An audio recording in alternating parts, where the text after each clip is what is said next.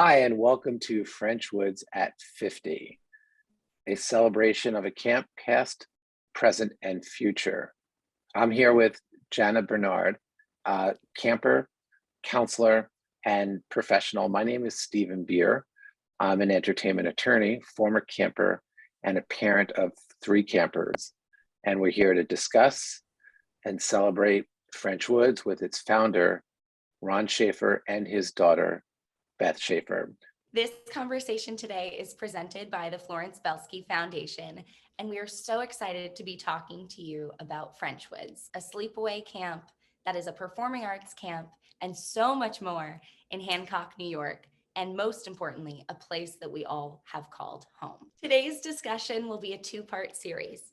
First, we will be talking about the camper's journey at camp and how the incredible Frenchwoods community supports that camper in their journey. In our second part of our series, we will be discussing best practices for aspiring professionals in this career and those parents that support them along the way. Let's begin. 1, 2, 3, 4, 5, 6, 7, 8, 1, 2, 3, 4, 5, 6, 7, 8, go. Hello and welcome to this interview with Ron Schaefer, Beth Schaefer, and Stephen Beer, and myself, Jana Bernard. We are so excited to have you all here today, joining us for this exciting and engaging conversation about my favorite place on earth, Frenchwoods Festival of Performing Arts. It's really an honor for us to have this conversation. As you know, Jenna and I were campers. I was a camper a few years back in the 70s, and Jenna had the pleasure of being a camper with you more recently. And it's been a joy to see the evolution of Frenchwoods Festival of the Performing Arts. And Ron, you've been such a catalyst for this entire experience. And it was much more than a camp. It really was, it was a place where so many young people could find themselves, and just so different than conventional camps, and that push kids to be a part of a regiment, a regular program, and somehow you figured out early on that the best camp is the one that's customized to the individual character and tastes of kids, and kids who are encouraged to be creative and to be themselves, the best version of themselves. I'm sort of curious, Ron, how did you come to this experience of having a performing arts camp? Okay, let me start from here. I grew up in traditional camping and was very interested in going into administration in traditional camping. I became a head counselor, and I was a head counselor for a number of years. When it came time for the owner of that particular camp to move on, because he was getting on in years and he was not well, we talked about me buying into that camp piecemeal. I had no money, so it had to be piecemeal. But his wife put an end to that, because she said, he has no money, we're going to sell it to somebody who has money. So that sort of left me out in the lurch with no place to go. So I started looking for an opportunity where I could start my own camp. And I found the grounds over in Hancock. When we started, there were 40 acres there and 9 bunks. And what is now Magic Building was the dining hall. So that was all there was. Oh, there was a barn. This little property with no children, no anything. And I figured, how do I attract kids? So I started thinking about it, and I incorporated all the things that I like to do. So I was a musician. I wanted to have the camp be involved with music. We very early got into theater, and I've always been into sports. So I made the combination. Now, having been in camping my whole life, I knew that individual programming was possible, although it had never been done before. And I worked out a way to make it so that every kid was able to design their own program through the series of majors and minors. It took a little adjustment here and there, a lot of experimentation, and first kids who came there were experimented on, no question about it. But Steve, you were one of the first, so I guess you turned out all right. I think that's up for debate, but I feel like I experienced your camp twice. First for me, where I literally was a great example of lost and found, because in my conventional world in South Shore of Long Island, in my public school, and I'd gone to the conventional camps, I really liked them, but I was not able to really discover the creative side in me, and it was there. It wasn't until I arrived at camp and played in a very rigorous competitive sports program with you, Ron. Back in the early days, we used to take on those conventional camps, our little performing arts camp team, and we would barnstorm and beat the sports camps. Do you remember that? I remember it very well. I remember going to one camp, and as a matter of fact, I was with you, and the kids in that camp were lined up as we were entering the camp. They were all lined up, and they were all chanting nasty things about us as we approached. I don't know if you remember that. I do. That's why one of the reasons why my experience was really remarkable. I went there as much for sports as to also I was playing drums at the time, and I loved participating in rock band. And somehow you coaxed me to do some theater too, and I really enjoyed that. That was my first theater experience, and so I was saying that I had this discovery experience there in the 70s, and then when I became a dad a few decades later, and I got to relive that experience vicariously through my kids at a much more developed camp where the offerings were so much more plentiful, and the staff was deeper. I was just a much bigger, much more exciting, adventurous place where my kids had the lost and found experience. But I was able to really see it from a very different direction, watching them have their own individual Frenchwoods experience. Alex, my oldest, is a third year in University of Chicago Law School, but he still loves to play guitar, and he had a band at camp called the Ivy League, and they were the kings of the summer. They had a great experience there, and I loved watching him and his bandmates find themselves, and they just had great camaraderie. And that couldn't have happened at any other camp, no other environment. Max, I think you know Max Beer is a theater professional today. Today's Wednesday. On Friday, we're going off to the Grammys in Vegas. He was nominated for a Grammy for his work as a co-executive producer and engineer for a musical theater soundtrack, Some Lovers, the Burt Bacharach musical. Max discovered that musical side at Frenchwoods. Now he's an independent, self-sustaining theater professional.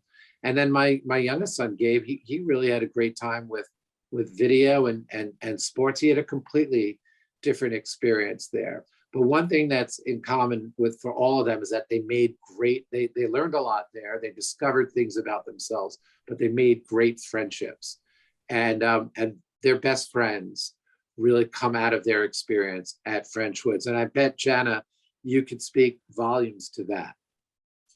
I think, yes, to echo to echo everything you just said, I think there are so many incredible things about Frenchwoods, and one of them is all of the different programs that you have there. Like you said, Ron, it's a combination kind of your imagination, it sounds like, of a camp that has sports and it has theater. And the thing that actually attracted me to camp originally was the circus. I went to camp to do the circus because I was a competitive gymnast growing up. And I went to camp and I said, Mom, you have to let me go to circus camp. And I remember the first time seeing the circus at Frenchwoods and my jaw just dropped. And then I had a friend who said she's going to audition for the musicals. And so I was like, okay, I'll go there. At the time I was a tomboy. I had my backwards hat on. I just wanted to like kick around a soccer ball, climb around in the circus. And I remember getting to my first audition with Ron, and you said, all right, Blondie, what are you gonna sing? And everyone was so welcoming. And I remember I sang Part of Your World because it was the sheet music I had. And I remember you were like, all right, that's good. Good job. And I was like, so welcomed with open arms and all the casting directors sitting there. And I was a 12-year-old girl. I was scared and I was really nervous. It felt like a big audition. And then before I knew it, I was in my first musical. And it was so exciting because I got to be able to just be open to this whole world that I didn't know about before and didn't really experience. And then every summer, I remember after that summer, I would wake up at 6 a.m. because the cast list would come out. And I was so excited. And my friends and I would be jumping around the bunk and so excited about who might get cast where. And I just remember looking on the cast list and seeing my friends and being so excited to do shows with them. But that was all a long-winded way of saying, what are some of the other programs at Frenchwoods and how did they kind of get their start, like the circus? Well, you mentioned the circus. Circus has a very interesting story that goes with it. I hired a girl in Australia to be a counselor. And I hired her basically to be a general counselor. When she got to camp, she said to me, you know, I do clowning. Would you like me to teach some clowning? And I said, absolutely. Well, the next morning, she was no longer there, but the clown was there. And she remained the clown for the rest of the summer. She started teaching clowning. Then she asked if we wanted to learn tightrope. So we put up a tightrope. One thing went into another, and before you knew it, there was our circus program. And again, we were the first ones to do that. So it was, and it just came out of nothing. That's amazing. What are some of the other programs at Frenchwoods that if there was a child who was considering going to Frenchwoods, which you absolutely should, it's honestly has been the best experience of my life.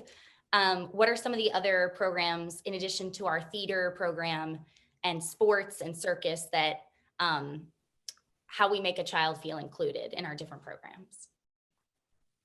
Well, magic is also a very extensive program. It's associated with theater, but it really runs on its own, and it has its own building.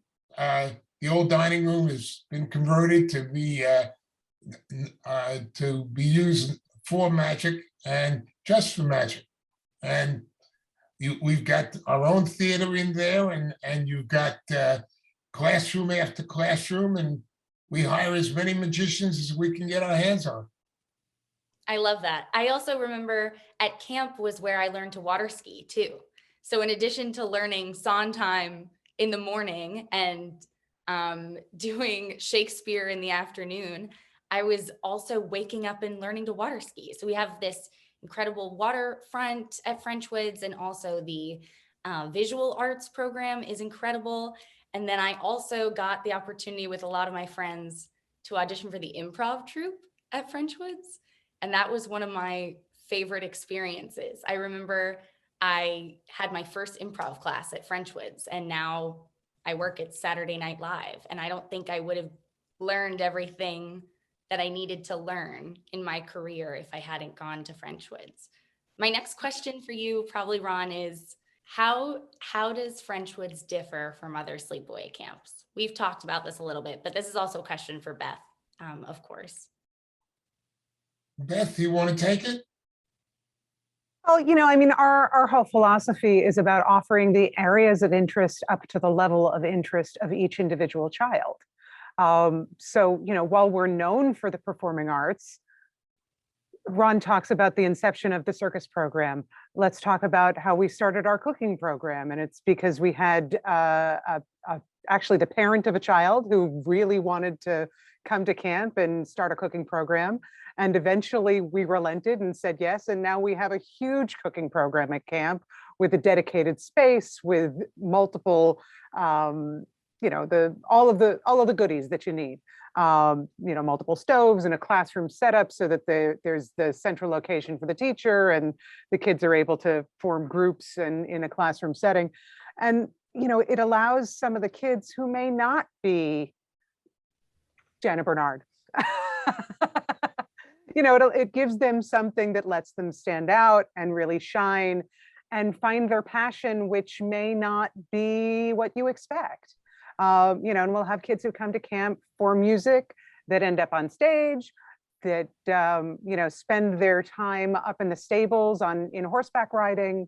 But it really allows the program to be entirely self-driven by the child themselves, which for the staff, I think it makes more fun to teach.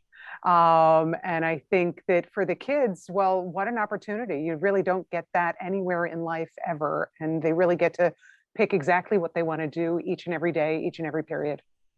And every aspect of theater too. Like I remember there were 2 girls in my bunk when I just started who were really interested in tech, and they got to shine in tech at Frenchwoods as well, which is really cool to see. They were running around with headsets at 13, and they got to help stage manage, and it was really cool to see.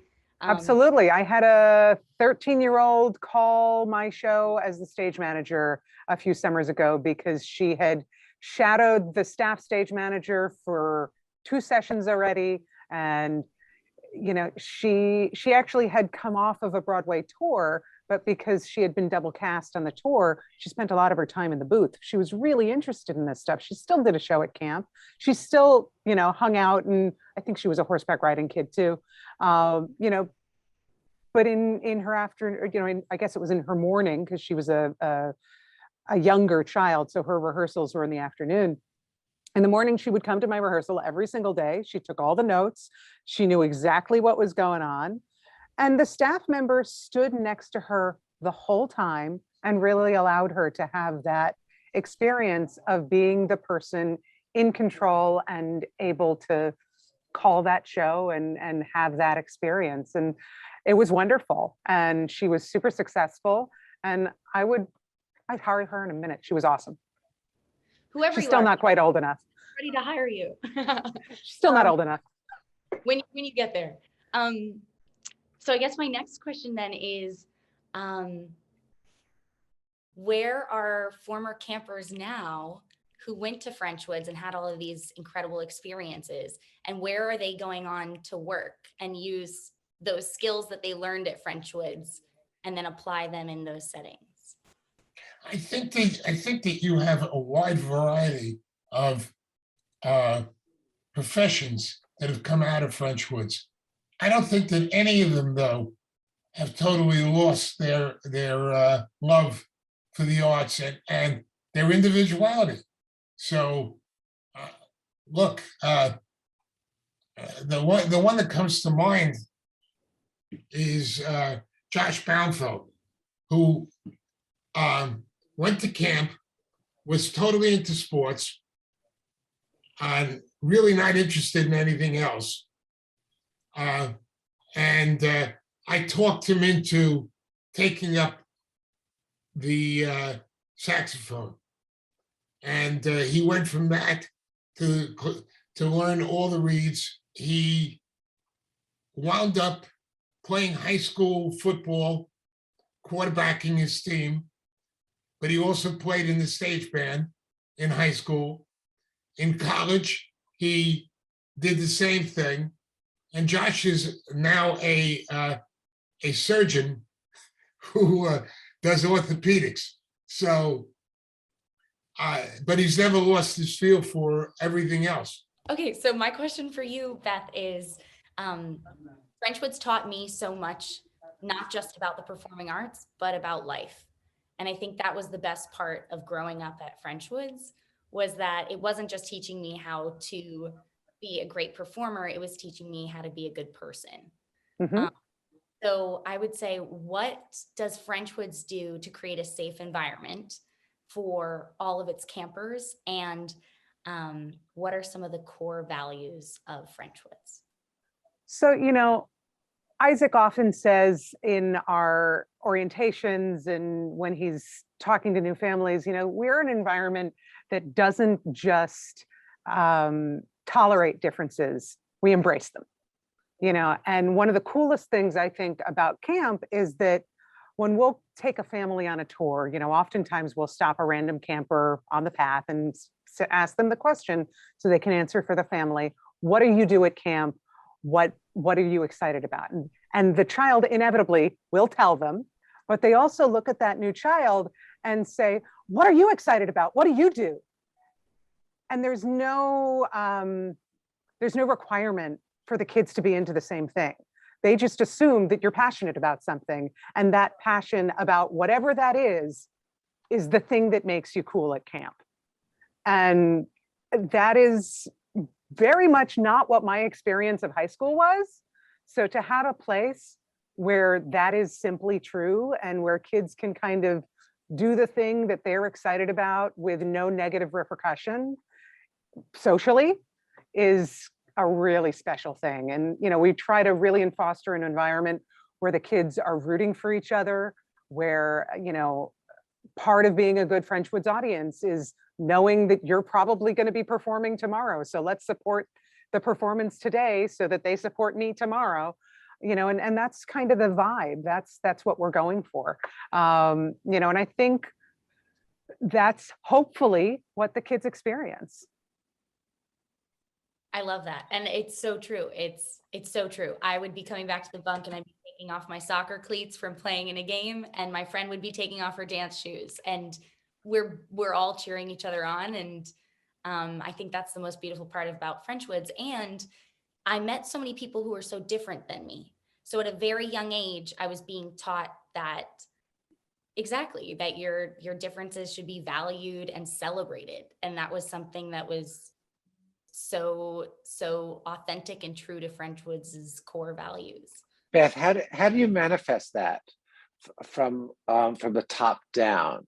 How do you do that with department heads and counselors? How do you make sure that everyone's in on that? What's the process on that? Because I know that that's not seamless. That takes some work, doesn't it? Sure, absolutely. So we run a pretty extensive orientation before camp starts. And I suspect, Jana, that was an interesting process for you to go through, having been a camper, and then when you transitioned to be a counselor, sort of having that behind the curtain kind of moment. But yeah, we do extensive orientations. We talk about that. We do exercises and social laddering so that we're able to really have those young counselors who are often college age,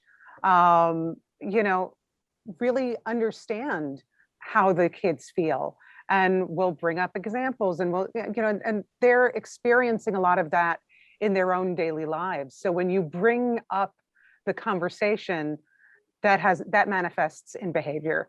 And because we start that conversation so early on, and we have weekly staff meetings, and we talk to the kids, one of the things we remember to do every summer is the first time we do a big group performance, and that may be a talent show, or it might be, usually it's a talent show, frankly, before we're done with rehearsals and putting up something formal.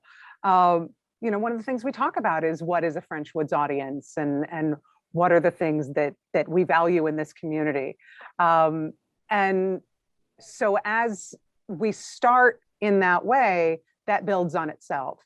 And, you know, the kids want positive reinforcement. So the only way to get that is by giving positive reinforcement. You give them a safe space where they can take risks and they can grow and not feel overly concerned about being judged. Absolutely. Absolutely. That's the whole idea. And you, That's awesome. you encouraged kindness at Frenchwoods because you didn't give an award for Best Actor. You didn't give an award for Best Actress. You gave an award for citizenship, which I think was so smart from such a young age. Was like, we are recognizing kindness as our core value, and friendship. Look, the star of the show gets plenty of applause. The good kid doesn't always. They deserve that too. Yeah, and I think that's so important. And then those friendships last into our adulthood, and I think that's such a cool part about Frenchwoods is like the people who were in my bunks are now some of my best friends still to this day. Hey, I have a text thread on my cell phone of the girls from my bunk. So tell me about it. I had a whole table at my wedding, you know, so I love that. it's true for all of us. You know, I was a child of the 80s. So my friends are from the late 80s and 90s. You know, and we were all at each other's weddings. And when I turned 40, we took a girls' trip and it was purely my camp girlfriends. I love this. I strive for that at my wedding. I was going to ask you, what are some of your best victories or moments that you've had at camp, either as a director or as a camper? Oh, I don't know. I mean, as a camper, I was in a tough spot because, you know, being the owner's kid is hard.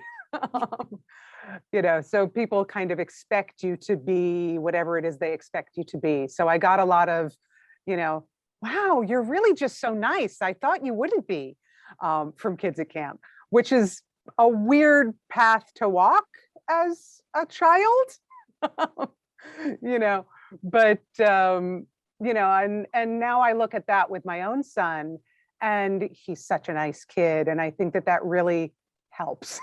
You know, I think that to me, watching him start playing the cello at camp for the first time, the fight I had with him at the end of the summer that ended up him winning so that we had to take the cello home. I told him he couldn't take the cello home. It's too big. It's, you know, you won't practice and all the rest. And that is 6 years ago, and he's still playing the cello. So, you know, I mean, I think that would never have happened if it weren't for camp. One of our staff members decided that he was going to learn cello, and so he did, and now he plays the cello. And so, you know, it's affected my own family's life so tremendously, which, you know, it's not replaceable. Well, you have a music stand in your living room along with the cello. We have definitely made it a central point in our house now, but it's because at the end of that summer, when he picked it up for the very first time, he demanded to have a cello at home.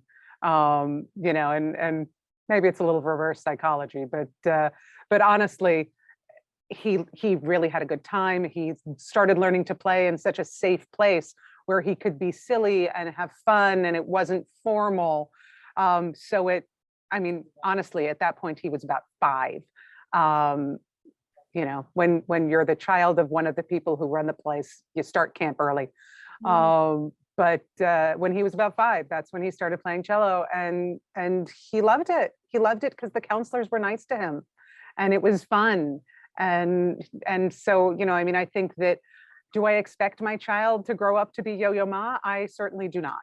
I don't really anticipate him going into a music profession, but he does love it, and he's very musical. And I think that is so good for kids. I think that it helps them in their academics. It helps in everything.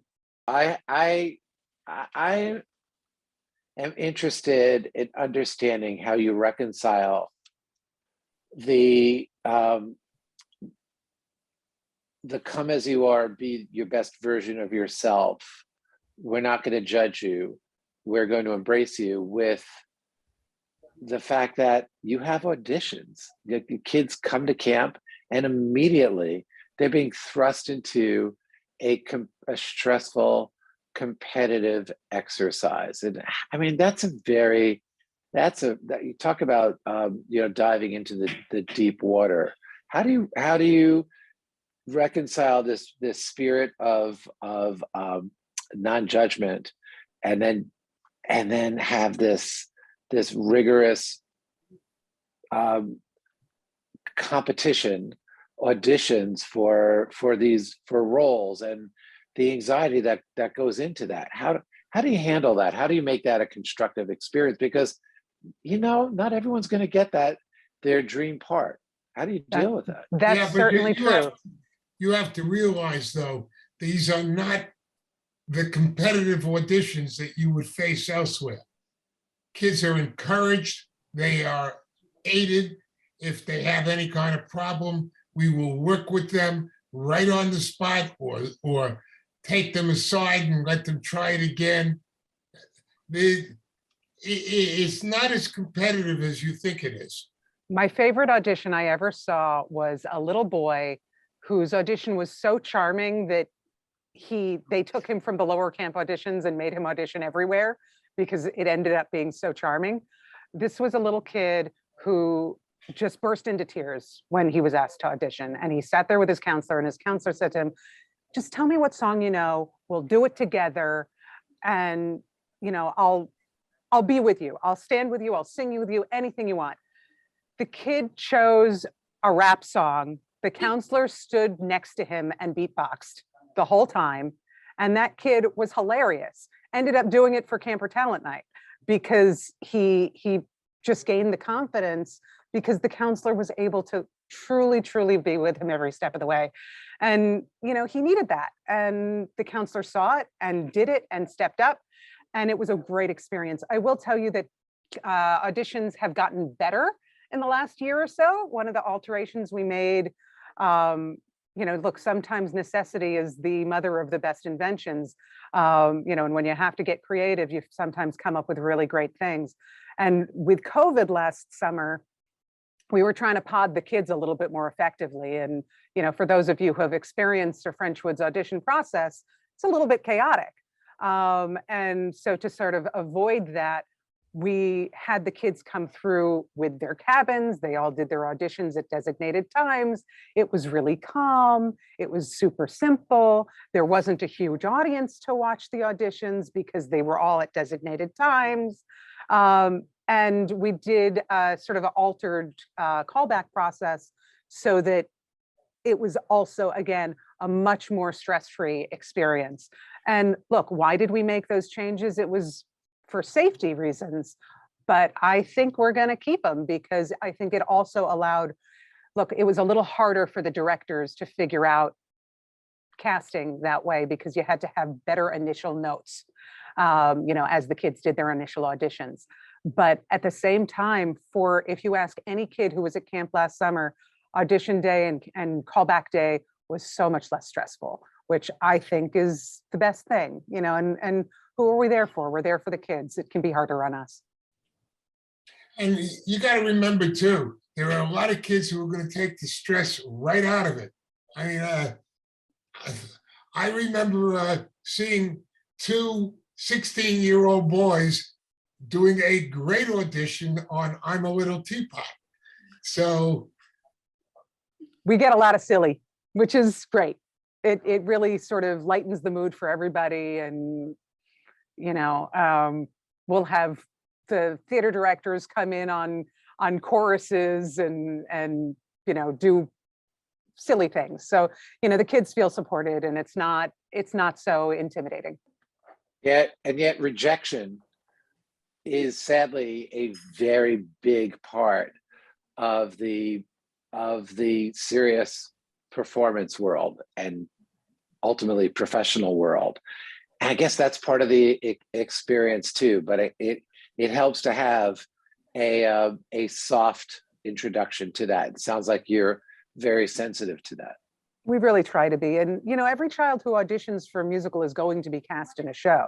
So even if you don't necessarily have a named role on that initial cast list, for those great kids who, just didn't quite get the lead, there's often something there for them in that group. So, we really do try as directors and, all the theater directors at camp really try to make sure that every child in that show has a little moment of some kind. The cool part about being a camper was there was not just the musicals, right? There was all of these other opportunities to perform too. We had a one-act festival. There was cabaret troupe and improv troupe. So there are these different classes you can also take if you're interested in the performing arts, but not necessarily somebody who wants to do a musical. I think my next question for you would be, what are some of your favorite Frenchwoods stories? And this is purposefully, and I apologize, open-ended, but we just want to hear from you both, kind of some of your favorite moments. Jana, do you remember being in Manila Mancha? Yeah, Yeah. Do you remember the experience of that? I do. That was one of my favorite shows. Your performance in that is something that I will never, ever forget. Because first of all, explaining it to you, and then once you understood what was required of you to go in and play that role, which was so foreign, and immerse yourself in it, I've never forgotten that. Thank you so much, Ron. I was so happy to do that show with you and to just learn from you and be directed by you. And I think just having the opportunity for somebody to believe in you that you can do something so exciting and so big is just changes your life, and it makes you think you can do big things too. So thank you. I think that every show we've been cast in, and and I remember Blood Brothers. Going into these shows, and one of my favorite moments was doing Blood Brothers with Ron, and the lights went out in the theater.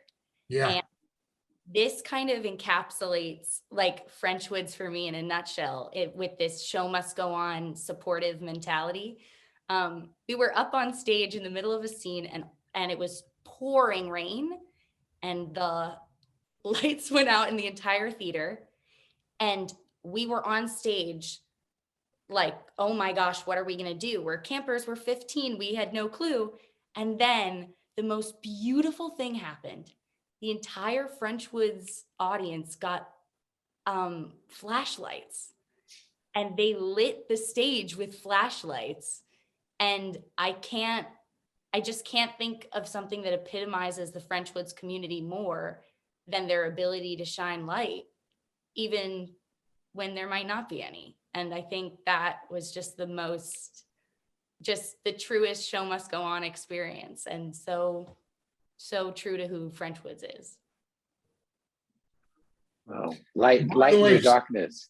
By the way, Stephen, when a child does not get a role and they wind up in the chorus at Frenchwoods, they are eligible for leads in the one acts.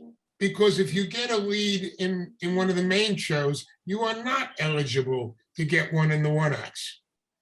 So we expand the opportunity that way. And Ron, as I remember it, most of the kids, they'll stay for not just one session, but multiple sessions. And I remember you being very generous about opportunities for the next session if something didn't work out. You remembered that, and you were able to position a position of talent into maybe a more high profile role once you got more familiar with them in the next session. Yeah, we of course, the more familiar you are with the child, the easier it is to cast. So one of the lessons that I learned was this idea about team building and collaboration. And I wonder, is that something that you just learned through the experience, or is that part of is that sort of part of the foundation of what the cornerstones of the camp, and for the values that you try and bring to the campers as part of their camp experience, what you gain through working as a team, what you gain in collaborating? I would say that probably happens pretty organically. Any child who's ever done a musical anywhere ever is going to know that they have to work together. I think that anybody who's ever done a show together with another group of people knows that that doesn't happen as a single person, not even for a one-person show. It always takes a team. And that's just always going to be true in so many of the aspects of what we do, and even the approach to cleanup in the morning. Counselors are instructed that, you lead by example. We set up a job wheel. We all do this together. And that's what leadership is, we bring the kids together as a group, and everybody has their job. And, that's kind of the whole ethos is teamwork and making it happen. Do you gain a special satisfaction when you see someone come to camp in maybe they're shy or awkward and uncomfortable, and then by the time they're done with the session, or by the time they're done with their summer experience, they've transformed? I know that I saw that in my kids, and I think I may have experienced a little bit of that. And Jana, you probably know what I'm talking about too. I wonder if you, Beth, and you, Ron, if you guys ever see that and take special satisfaction in that. All the time. All the time. There's nothing better. When you have a child who comes to camp, kids who come to camp sometimes will battle homesickness. Sometimes it can be very severe. Very severe. I remember having a 11 or 12-year-old boy lying on the floor on his belly in my office, beating the floor with his fists because he was so homesick. And we worked with him, and he wound up coming back to camp for the next 6 years. That's a great story. To Jana's question, do you have any other great stories of lost and found or self-discovery? We'd love to hear a couple of other stories that inspire you, that you take with you over the winter and really bring you light during those non-camp months. The real problem is that there's so many things that happen at camp that it's hard to absorb just one. So at the end of each summer, you sort of go home exhausted with a little bit of a glow of all of the positivity that you've gotten through. I think that sometimes it's the learning about ourselves through the show that we're doing. Sometimes it's watching that one child who's, started that shy kid, and they'd come into camp year after year, and you watch them in that final summer as a whole different kid. So it's every kid. It's and there's so many experiences that it's very difficult to pick one out. Do you remember? And you may have been there for this, Jana. I don't know. I think you were, but during one of our concerto nights, we had a boy who was playing the violin, and he was playing a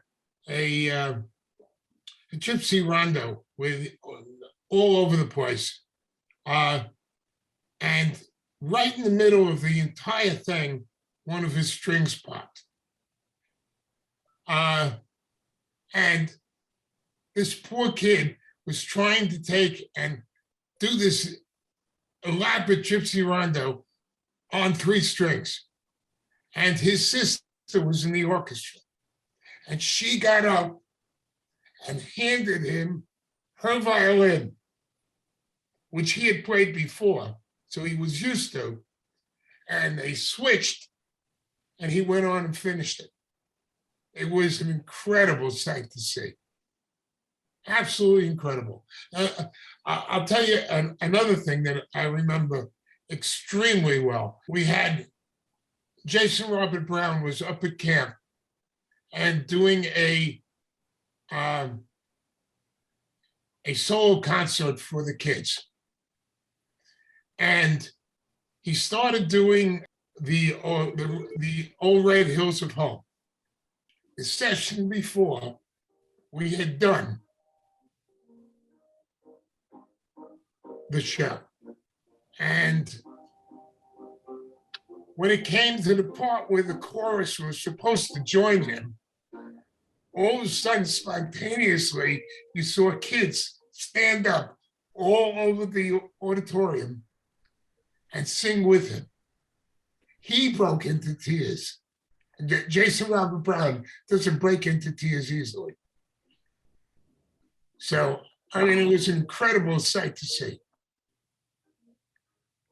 That's a great story.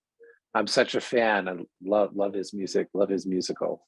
And I'm so proud of the fact that of his association with Frenchwoods. You have a lot of professionals who gain their first experiences that introduced to the arts and the magic of performance and all that which goes into it.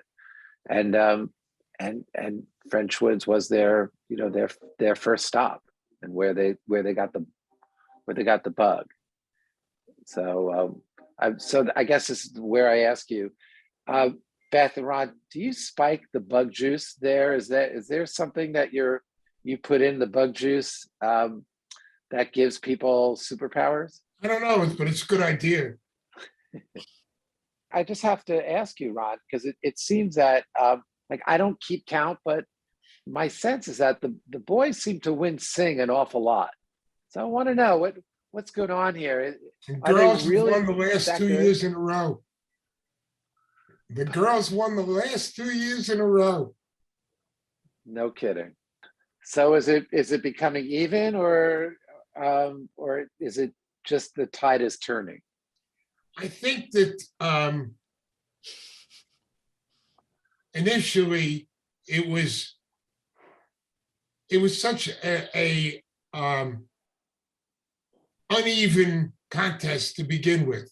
The girls should win every single time, and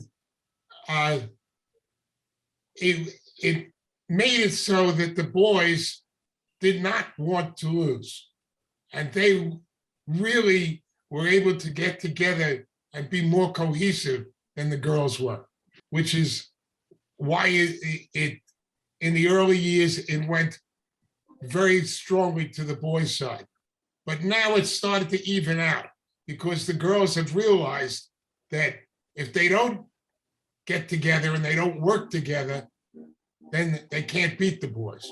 Well, my theory was that you were such a great motivator when I played basketball and softball on the intercamp competition teams, that you brought that sort of competition spirit to the boys, and they were hungry. You motivated them. You knew how to get them going. But it sounds like you know how to get the girls going. You know how to motivate the young women too.